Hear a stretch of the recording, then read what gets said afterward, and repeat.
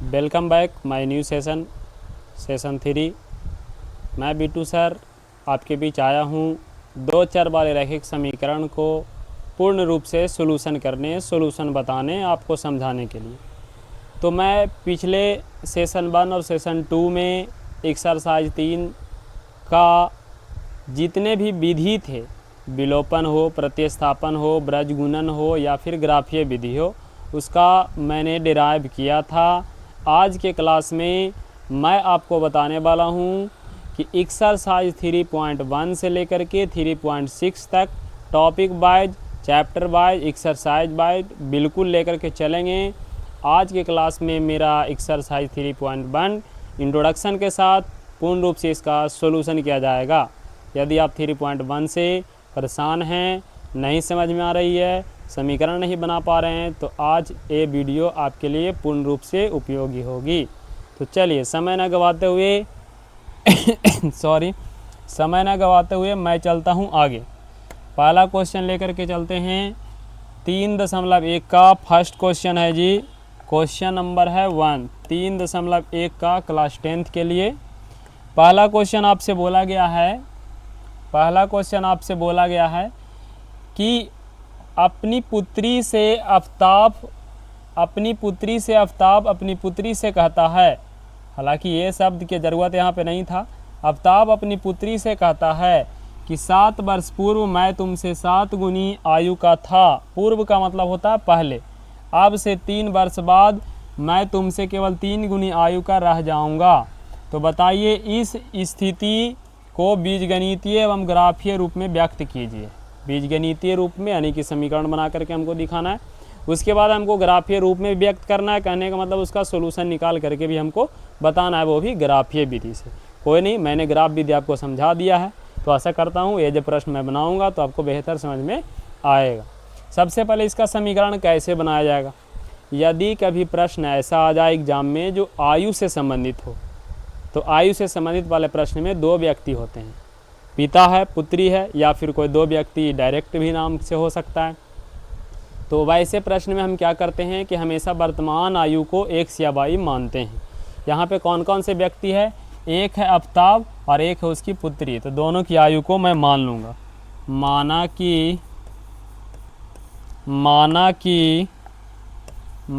कि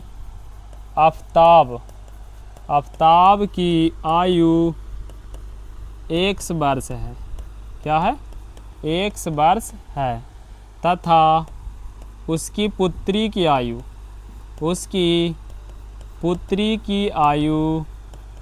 y वर्ष है। इतना लिखने के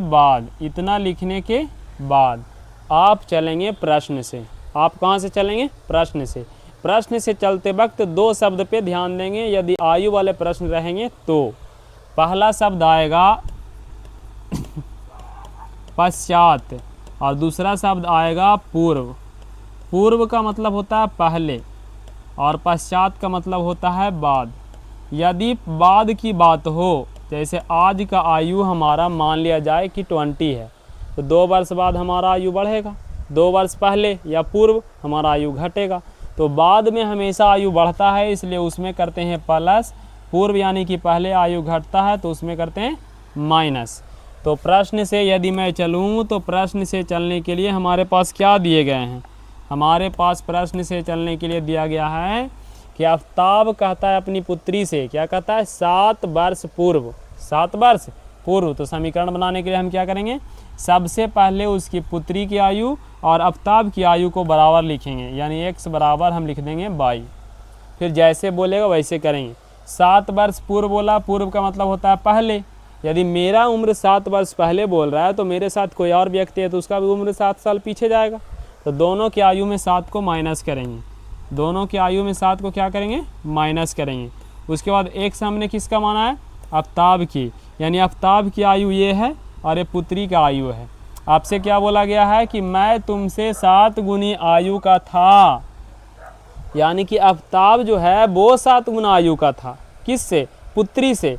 पुत्री छोटा है, तो पुत्री जब छोटा है, पिता बड़ा है, तो उसकी आयु को बराबर करने के लिए आप क्या करेंगे? इससे ये 3 गुना है पिता। इसका मतलब ये है कि पुत्री की आयु में भी 3 से गुना कर देंगे तो दोनों आपस में बराबर हो जाएगा। तो दोनों को बराबर करने के लिए जो व्यक्ति छोटा होगा उसकी आयु में उतना से गुना करना है जितना गुनी बोलेगा।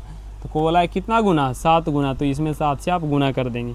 अब इसके बाद कुछ नहीं करना है, दोनों को अच्छे तरीक़ा से गुना करना है। गुना करने के बाद जो भी मान आएगा वो आपका समीकरण हो जाएगा। जो भी मान आएगा वो आपका क्या हो जाएगा, समीकरण हो जाएगा। तो चलिए हम सोल्यूशन करके देखते हैं। x minus 7 is equal to 7 into by 7y minus 7 into 7 49। By वाला को इधर लाएंगे और संख्या को उधर ले जाएंगे तो हो जाएगा x minus 7y equal to minus 49 और ये माइनस उधर जाएगा तो प्लस जाएगा 7। अब आप बताइए कि माइनस 49 के साथ हम 7 के जोड़ेंगे तो क्या माइनस 42 बचेगा? बिल्कुल बचेगा। तो x minus 7y equal to हो गया माइनस 42, समीकरण हो गया 1। ऐसे ही यदि आप बनाना चाहते हैं समीकरण 2 तो बिल्कुल इसी तरीक़ा से दूसरे समीकरण के लिए भी पहले हम लिखेंगे x बराबर 22। क्या लिखेंगे? x बराबर 22। उसके बाद क्या आपसे बोला गया है कि अब से 3 वर्ष बाद, 3 वर्ष बाद का मतलब हुआ कि आज से बाद में, तो बाद की बात करेंगे तो आयु बढ़ेगा। तो बढ़ेगा कब? जब प्लस होगा। तो इसमें भी 3 जोड़ेंगे और इसमें भी 3 क्या करेंगे? जोड़ेंगे। फिर भी अब से 3 वर्ष बाद भी यदि बात की जाएगी तो पिता और पुत्री दोनों की आयु बढ़ेगा। इसका मतलब ये तो नहीं कि पुत्री बड़ा हो जाएगा और पिता छोटा हो जाएगा, ऐसा हो नहीं सकता। तो आप क्या करेंगे? जैसे बोलेगा वैसे ही करेंगे, बस जो छोटा व्यक्ति रहेगा उसकी आयु में गुना करके आगे बढ़ाएंगे ताकि दोनों बराबर हो जाए। क्या बोला? 3 वर्ष बाद के गुनी आयु के रह जाएगा? 3 गुनी। छोटा कौन है? पुत्री। तो पुत्री में 3 से गुना करेंगे, उसके बाद गुना करके जो भी आएगा वो आपका आंसर समीकरण बनेगा। तो x प्लस 3 इक्वल टू होगा 3 into by 3y plus 3 into 3 9। 3y को इधर ले आएंगे और 3 को इधर भेज देंगे तो x minus 3y equal to होगा 9 माइनस 3 इक्वल टू 6, यानी कि x minus 3y equal to 6। ये हो गया इक्वेशन सेकेंड। तो पहला काम हमने कर लिया है, बीज गणितीय रूप में समीकरण को मैंने दिखा दिया है। अब इसी प्रश्न को बोला गया है कि ग्राफीय विधि से हल करें। मैं देखता हूँ, कोशिश करता हूँ, आप समझते चलेंगे कि ग्राफीय विधि सबसे पहले तो आप क्या करेंगे कि इसको स्क्रीनशॉट ले लेंगे, आराम से इसको लिख लेंगे और इसके आगे अब हम चलते हैं ग्राफीय विधि से। अब चलते हैं ग्राफीय विधि से। ग्राफीय विधि से सॉल्व करने के लिए सबसे पहले हमारे पास समीकरण होना चाहिए जो कि है x minus 7y equal to minus 42। कोई बात नहीं। दूसरा समीकरण है x minus 3y equal to 6। कोई बात नहीं। अब दोनों समीकरण को आसानी से बनाएंगे। पहले हम कर देते हैं ऊपर, जगह रहेगा तभी तो मज़ा आएगा। चलिए, तो इसके लिए सबसे पहले क्या करना होगा, x के मान निकालना होगा जो कि होगा माइनस 42, माइनस इधर जाएगा तो प्लस हो जाएगा 7y। इसके बाद बॉक्स बनाएंगे। ग्राफीय विधि यदि आप हमसे सीखे हैं तो आपको पता चल रहा होगा कि किस तरीक़ा से हम बनाते हैं। चलिए, तो y के मान यहाँ अपने मन से रखेंगे, जो आपकी मर्जी, कुछ भी आप रख सकते हैं। सबसे आसान तो हमको लग रहा है जी कि y के मान रख दिए 6। अगर आप रख देते हैं 6 तो x हो जाएगा माइनस 42 प्लस 7 छक्का 42, 42 से 42 कटेगा, आंसर बचेगा 0। y का मान रखें 6 तो x का मान आया 0। एक मान और रख दीजिए। y का मान आप क्या रखना चाहते हैं बोलिए? 7 रख दीजिए। तो x बराबर क्या होगा? 7 रखेंगे तो माइनस 42 होगा, प्लस 7 गुना 7 हो जाएगा 49, 49 में 42 घटाएंगे प्लस 7 बचेगा। x 7 रखे तो y का मान भी कितना आया? 7 आ गया। चलिए, इसके बाद दूसरा समीकरण को हल करेंगे। अगर दूसरा समीकरण को आप हल करते हैं तो x minus 3y equal to दिया है 6। तो आप क्या करिए कि x बराबर निकालिए तो 6 प्लस हो जाएगा 3y। इसके बाद एक बॉक्स बना लीजिए। बॉक्स बनाने के बाद आप क्या करेंगे कि 6 घर इसमें रहेगा, एक में x और एक में लिखेंगे y, एक में लिखेंगे x, एक में लिखेंगे y। उसके बाद y के मान अपने मन से रखेंगे, पहले 0 रख लीजिए तो x बराबर 6 प्लस 0 गुना कुछ भी 0, यानी कि यहाँ हो जाएगा 6। तो y के मान हो गया 0, x के मान हो गया 6। अब चलेंगे नेक्स्ट यदि मैं बात करूँ तो y इक्वल टू क्या रखना है बोलिए? y इक्वल टू आप कुछ भी रख सकते हैं, -2 रख लीजिए। अगर आप -2 रखते हैं तो x बराबर क्या होगा? 6, 3 गुना -2 -6 बराबर हो जाएगा 0। तो ये y के मान हो गया -2 और x के मान हो गया 0। यदि आप 2 समीकरण से 2 बॉक्स में 2-2 बिंदु निकाल चुके हैं तो अब आपको ज़रूरत है सिर्फ ग्राफ खींचने की। ग्राफ खींचने के लिए कार्टेशियन प्लेन कार्तीय तल की ज़रूरत होती है। तो चलिए हम कार्तीय तल खींचने की कोशिश करते हैं। ये हो गया XH, ये हो गया बाई H, ये हो गया बाई H। दोनों अक्षों की सहायता से हम आराम से ग्राफ खींचेंगे। तीर चिन्ह दे देंगे, बिना तीर के यदि आप ग्राफ खींचते हैं नंबर काट लिया जाएगा। वो 1 हो गया, 2 हो गया, 3, 4, 5, 6, 7, 8, 9। ये हो गया X पॉजिटिव, ये हो गया X निगेटिव, ये हो गया बाई निगेटिव। -1, -2, -3, -1, 1, 2, 3, 4, 5, 6 तक बाई में हम लिए, लेकिन बाई 7 के भी ज़रूरत है। चलिए तो थोड़ा सा और आगे बढ़ाना पड़ेगा हमको।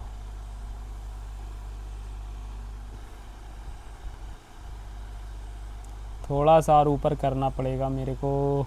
चलिए ठीक है, यहाँ पे तीर चिन्ह लिख लेते हैं, यहाँ पे लिखते हैं 7। ठीक है, अब आराम से ये दोनों को हम हल करते हैं। हल करने के लिए क्या करना होगा, दिए गए बिंदु को इस ग्राफ में दिखाएंगे। x0/6, x0/6। अगर x0 है तो बाई H पे होगा, बाई का मान 6 दिया है तो यहाँ पे होगा 0,6। दूसरा बिंदु हमारे पास क्या है, दूसरा बिंदु हमारे पास है x7, बाई भी 7, x7 बाई भी 7, बाई 7 और x7। तो x7 ऐसे जाएगा, बाई 7 ऐसे आएगा। जहाँ भी मिलेगा दोनों को मिला लेंगे, 7,7, 7,7। उसके बाद ये दोनों ग्राफ को आराम से सरल रेखा की सहायता से मिला देंगे दोनों बिंदु को, जो भी आएगा वो आंसर हो जाएगा। इस तरीक़ा से इसके पीछे भी जाएगा, कोनो दिक्कत वाला बात नहीं है। इस तरीक़ा से तीर चिन्ह बिल्कुल दे देंगे, और तीर चिन्ह देने के बाद क्या करेंगे, इसके ऊपर समीकरण लिख देंगे। x - 7y = -42। इसके बाद नेक्स्ट समीकरण खींचेंगे 0,6 और 0,-2। 0,6 को यदि हम खोजते हैं, 6,0, x के मान 6, y के मान 0 यहाँ पे होगा। उसके बाद यदि मैं बात करूँ तो x के मान 0, y के मान -2 यहाँ पे है। ये दोनों बिंदु को मैं मिलाऊंगा तो क्या एक दूसरे को काटेगा? सबसे पहला कंडीशन तो यही है, काटेगा तो ज़रूर, चाहे जहाँ भी जा कर के काटे, पर काटना तो पड़ेगा ना। चलिए तो मैं क्या करता हूँ, कि दोनों को मिलाता हूँ।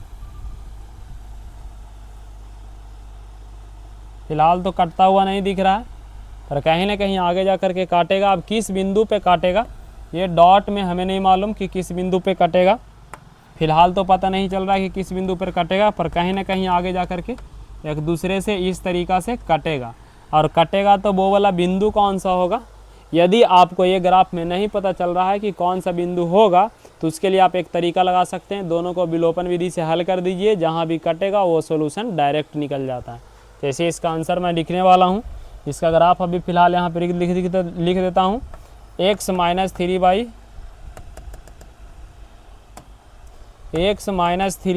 = 6। अब इसका सोल्यूशन करने के लिए आप क्या करेंगे कि ये दोनों को विलोपन विधि से हल कर लिया जाएगा। x - 3y = 6 है, और ऊपर में है x - 7y = 42। दोनों को विलोपन विधि से हल करेंगे तो x - 7y = -42, और यहाँ x - 3y = 6। दोनों को यदि घटाते हैं तो ये प्लस होगा, ये माइनस होगा, ये दोनों कट जाएगा। ये प्लस है माइनस है तो -4y = माइनस जाएगा 48, तो माइनस से माइनस कट जाएगा, y बराबर हो जाएगा 12,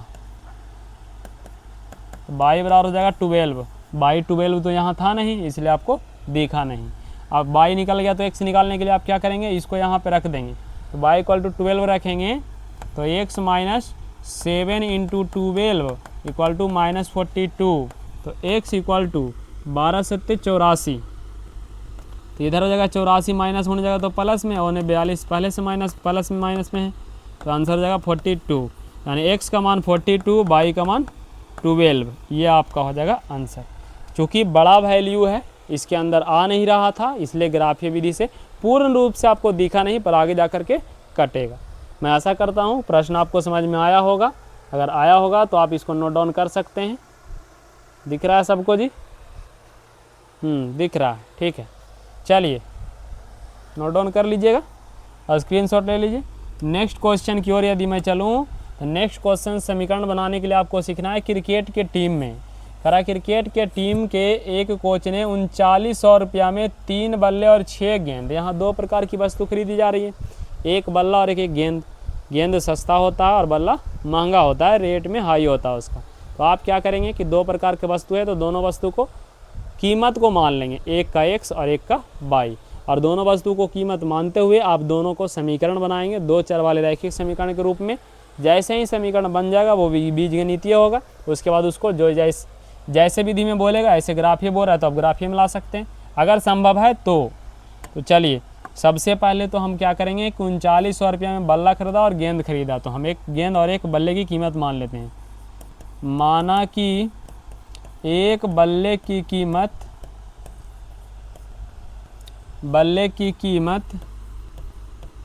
100 रुपया है तथा एक गेंद की कीमत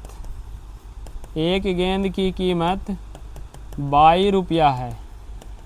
अब एक गेंद और एक बल्ले की कीमत मैंने मान लिया। दुकानदार क्या करता है, अगर एक गेंद की कीमत 4 रुपया है, 2 गेंद खरीदेंगे तो 4 गुना 2 8 रुपया लेगा, साथ में एक बल्ला भी लिए 20 रुपया के तो उसको भी जोड़ करके 28 रुपया लेगा। यानी दुकानदार हमेशा कैलकुलेटर की सहायता से क्वांटिटी और कीमत को गुना करके, और जैसे 2 वस्तु है तो दोनों को ऐड करके आपसे पूछा जाता है। तो वही बात यहाँ भी हुई है, एक बल्ला की कीमत मैंने माना 100 रुपया, यहाँ पे 3 बल्ले हैं। तो समीकरण बनाने के लिए प्रश्न से यदि हम चलते हैं कि प्रश्न से, तो हमारे पास 3 बल्ले खरीदे गए हैं, एक बल्ले की कीमत 100 रुपया है तो 3 बल्ला में हो जाएगा 3x। वैसे ही एक गेंद की कीमत 22 रुपया है, 6 गेंद है तो जगह 6y, आई गेंद की कीमत हो गया 6y, बल्ले की कीमत हो गया 3y, दोनों मिलाएगा तब दुकानदार बोलेगा हमें चाहिए 3900 रुपया। ये हो गया समीकरण 1। आशा करता हूँ आपको समझ में आ रहा होगा। नेक्स्ट बोल रहा है कि बाद में उसने उसी प्रकार के एक बल्ला खरीदा, तो एक बल्ला की कीमत तो 100 रुपया है, और उसी प्रकार के 3 गेंद खरीदा तो 3y हो जाएगा, और दोनों को ऐड करेंगे तब जाके उसने 1300 रुपया दिया। कैसे रुपया दिया? 1300 रुपया दिया।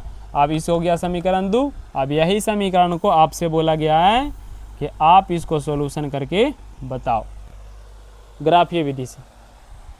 तो जिस तरह से मैंने आपको अभी सिखाया है कि ग्राफीय विधि से किस तरीक़ा से हल किया जाता है, उसी तरीक़ा से आप चाहें तो इसको बना सकते हैं। मैं समय ना गवाते हुए नेक्स्ट क्वेश्चन को समीकरण बनाने के लिए सिखाना चाहता हूँ। चलिए तो नेक्स्ट मैं देखता हूँ क्वेश्चन नंबर 3 नंबर क्वेश्चन कह रहा है कि 2 किलो सेब और 1 किलो अंगूर। आप दुकानदार के पास गए, सेब और अंगूर की कीमत पूछेंगे, दोनों की कीमत अलग अलग होती है, कभी कभी सेम भी रहता है। सेब की कीमत महंगा होता है और अंगूर की कीमत सस्ता होता है। तो आप दोनों में से 2 प्रकार की वस्तु है तो दोनों को एक का कीमत x मान लो, एक का कीमत y मान लो। क्वांटिटी में जितना खरीदेंगे उससे मल्टीप्लाई करके टोटल पैसा माना जाएगा या मतलब दिया जाएगा। तो चलिए मैं देखता हूँ, यहाँ पे एक है सेब और एक है अंगूर, दोनों केजी में बिकती है तो दोनों को मान लेते हैं। माना कि 1 केजी सेब की कीमत 100 रुपया है। अब 2 केजी खरीदेंगे 2x लेना पड़ेगा, और 1 केजी अंगूर की कीमत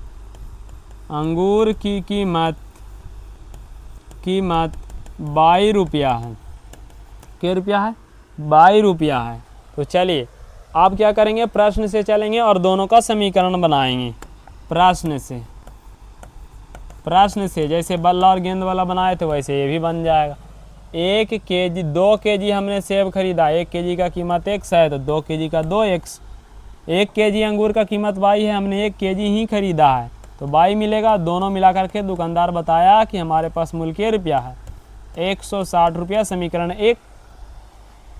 इसी तरीक़ा से समीकरण 2 भी बनाया जाएगा। कैसे? 1 महीने बाद, हमें समय से क्या मतलब, 1 महीने बाद या 1 दिन बाद जाइए, कीमत बढ़ गया तो बढ़ गया, नहीं बढ़ा तो कोई बात नहीं, सेम पैसा लगेगा। तो कह रहा है 4 केजी सेब खरीदे, 1 केजी में x है, 4 केजी में 4x। उसके साथ हमेशा ऐड किया जाएगा किसके कीमत को, जो अगला वस्तु होगा उसका कीमत को। 2 केजी अंगूर खरीदे हैं तो 2y, टोटल मिलाकर के क्या 100 रुपया देना पड़ा, 300 रुपया। ये हो गया समीकरण 2। क्या आपको समझ में आ रहा है? समीकरण बनाने के लिए आप सीख रहे हैं तो कमेंट करके बताएं ताकि हम भी आपके साथ पूर्ण जोश से लगे रहें। चलिए तो इस क्वेश्चन को और भी आसान बनाया जा सकता है। दूसरा समीकरण आप इसको ना मान करके इसको थोड़ा और आसान कर लीजिए। 2 कॉमन ले लीजिएगा तो बचेगा 2x प्लस बचेगा y इक्वल टू 300 और यहाँ से 2 से कट जाएगा तो 150, यानी 2x plus Y equal to 150। इसको मान लीजिए समीकरण 2, और भी आसान हो जाएगा। चलिए तो इसको समीकरण 2 मान लीजिए, और भी आसान हो जाएगा। क्या आप इसको ग्राफी विधि से बना सकते हैं? यस और नो।